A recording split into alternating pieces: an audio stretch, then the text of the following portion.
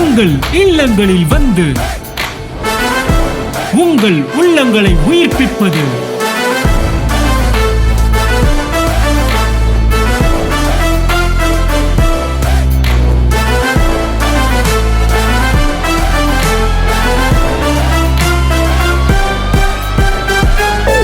உங்கள் channel DJ.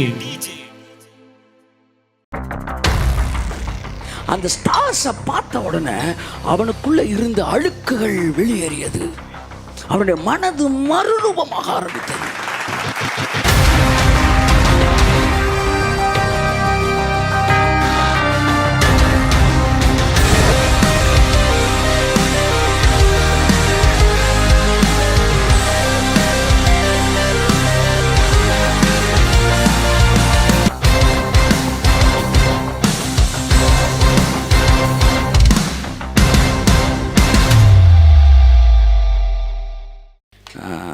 ஆதியாகமம் 15:5.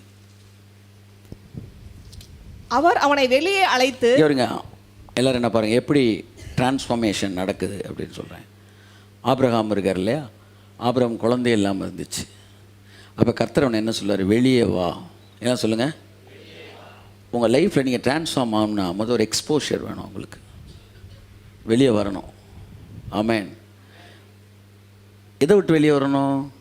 சில நேரம் உங்கள் கிணத்து தவளையாக இருக்கிறத விட்டு கொஞ்சம் வெளியே வரணும். நல்லா பாருங்களேன், இந்த வறுமையின் தரித்திரத்தையும் சொல்லி வச்சு பழக்கிறாங்கல்ல ஒரு சில சர்ச்சில். காலில் செருப்பு போடக்கூடாது, அது போடக்கூடாது, இது போடக்கூடாது. இவங்க அப்படியே அதை நம்புகிறாங்க. அதனால் மைண்டில் ஒரு டிரான்ஸ்ஃபார்மேஷன் கிடையாது. டிரான்ஸ்ஃபார்மேஷன் வரைக்கும் இன்னொரு வாய்ப்பு இருக்குது. என்னென்ன வெளியே வந்தானா டிரான்ஸ்ஃபார்ம் ஆக வாய்ப்பு இருக்குது. அதனால தான் சர்ச்சு பாஸ்டர் என்ன செய்ய மாட்டாங்க தெரியுமா, எங்கேயும் போகாத, this is demons others scheme, பிசாசின் சரியான வஞ்சகம். என் ஃபர்ஸ்ட் சர்க்கிள் லீடர்ஸை கூட நீ எங்கேயும் போக நான் சொன்னது கிடையாது. 23 வருடம் நான் சொல்லுவேன், உனக்குன்னு ஒரு ஸ்டாண்டர்ட் இருக்குது பார்த்துக்க.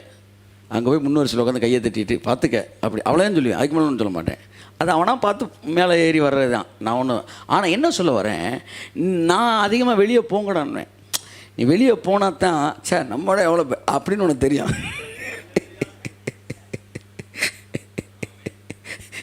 இங்கேயே உட்காந்து எல்லா இடத்துலையும் இப்படி தான் இருக்குன்னு நினச்சிக்கிட்டு இருப்பேன். அங்கே போன அப்புறம் தான் தெரியும் எல்லா இடமும் இப்படி இல்லை அப்படின்னு.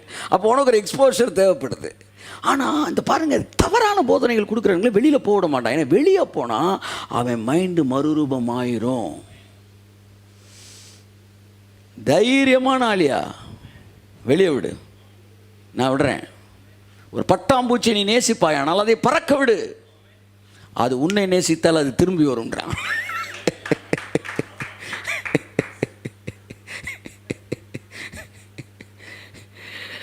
Grace stands on liberty.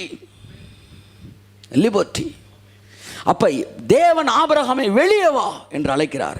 எப்படி எக்ஸ்போஷர், எப்படி உங்களுடைய மனது மறுரூபமாகிறது பாருங்கள். ஆபிரகாமுக்கு ஒரு குழந்தை பிறக்குமா யோசித்தவனை வெளியே அழைத்து வானத்தை பார் அப்படின்னார் கர்த்தர். கையை தட்டுங்க அந்த தேவனுக்கு. எப்பேற்பட்ட தேவன்! உங்கள் எண்ணங்களுக்கு அந்த ஒரு பார்வையில் ஒட்டச்சார் பாருங்க. அவர் தாங்க கண்மலையை நொறுக்கும் சம்பட்டி.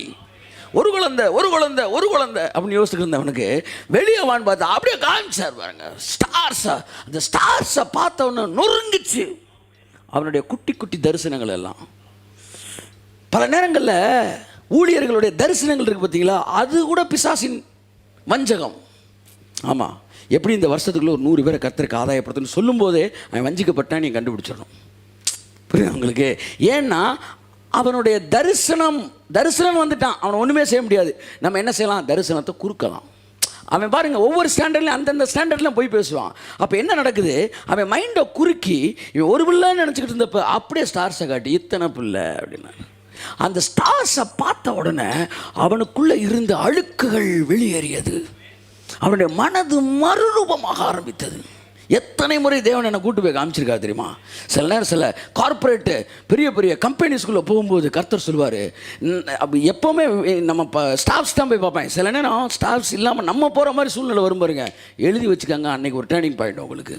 அன்றைக்கி ஒரு நோக்கத்தோடு கூப்பிட்டு போகிறாரு. அங்கே போய் இப்படி பார்ப்போம் பாருங்கள், அப்படியே பரபரப்பாக ஒரு பெரிய 2 ஃப்ளோர் 3 ஃப்ளோர் ஏங்கிட்டு இருக்கும்போது கர்த்தர் சொல்லுவார், உன் ஆஃபீஸ் இப்படி தான்டா இருக்குன்னாரு. ஒரே வார்த்தை என் மைண்ட் அப்படியே டிரான்ஸ்ஃபார்ம் ஆகிடும். ஒரே வார்த்தை, ஒரே வார்த்தை. எப்பொழுது உங்கள் மனது மறுரூபமாகிறது? தேவன் காண்பிக்கிற படங்களை பாருங்கள், படங்களை பாருங்கள். என் வாழ்க்கையில் மறக்க முடியாத பல சம்பவங்கள் உண்டு. 22 வயது இருக்கும்போது நான் 40 வயதில் எப்படி இருந்தேன் தேவன் எனக்கு காமிச்சார். அது 22 வயதில் இருந்த விட நல்லா இருந்துச்சு. கர்த்தருக்கு நான் என்ன சாட்சியாக சொல்கிறேன். அவர் சொல்லி, ஆண்டவரே இந்த படம் நல்லா இருக்குன்னாரு. இப்படி தான் நீ 40 வயசில் இருப்பேன்னாரு. கையை தட்டுங்க.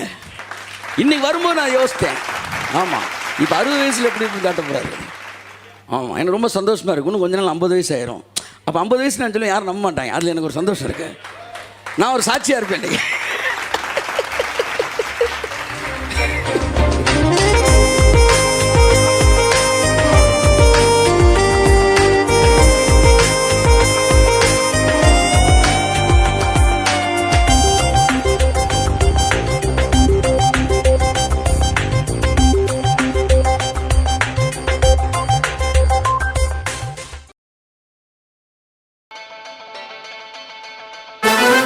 உங்கள் இல்லங்களில் வந்து உங்கள் உள்ளங்களை உயிர்ப்பிப்பது